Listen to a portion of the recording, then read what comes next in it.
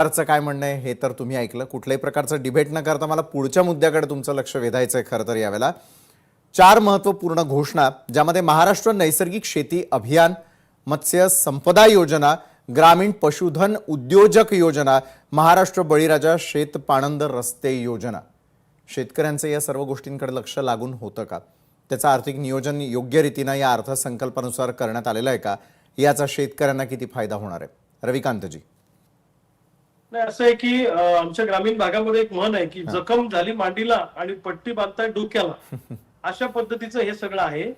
मुळामध्ये या अर्थसंकल्पातून शेतकऱ्यांना आशा काय होत्या, तर आम्हाला पहिली आशा होती की शेतीमालाच्या भावामध्ये जी तूट पडलेली आहे, उत्पादन खर्चावर आधारित भाव 50% नफ्याप्रमाणे आम्हाला द्यायला पाहिजे। स्वामीनाथनची शिफारस सांगते, जर समजा 7,500 रुपये प्रति क्विंटल प्रोडक्शन कॉस्ट हे सोयाबीनचा असेल तर किमान 9,000 पर्यंत सोयाबीनचा भाव पाहिजे होता, आणि तो जर मिळाला नसेल तर त्याच्यातला 3-4 हजार रुपये जो तूट पडते त्याचा भाव फरक आम्हाला दिला पाहिजे, असं मध्य प्रदेश सरकारने शेतकऱ्यांना, सोयाबीन उत्पादकांना भाव फरक दिला।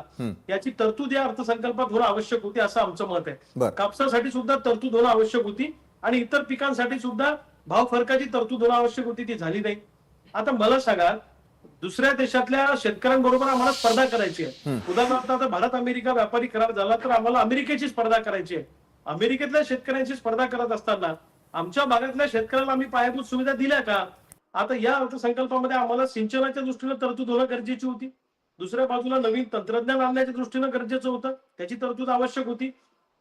तिसऱ्या बाजूला शेत रस्ते त्या ठिकाणी झाले पाहिजे। आता पाणंद रस्त्याची योजना काही नवीन नाही, ही जुनीच योजना आहे, पण किती पाणंद रस्ते झाले?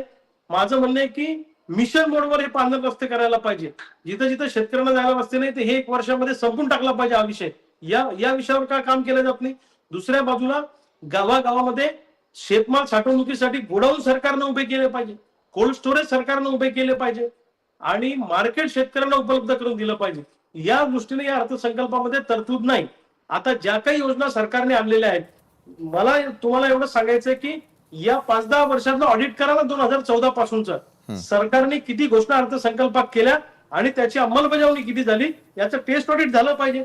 मोठमोठ्या घोषणा करायच्या, हेडलाईन मॅनेजमेंट साठी या सगळ्या घोषणा करायच्या, मोठमोठ्या बाता मारायच्या, या मी सगळं अर्थसंकल्पात मन लावून ऐकत होतो।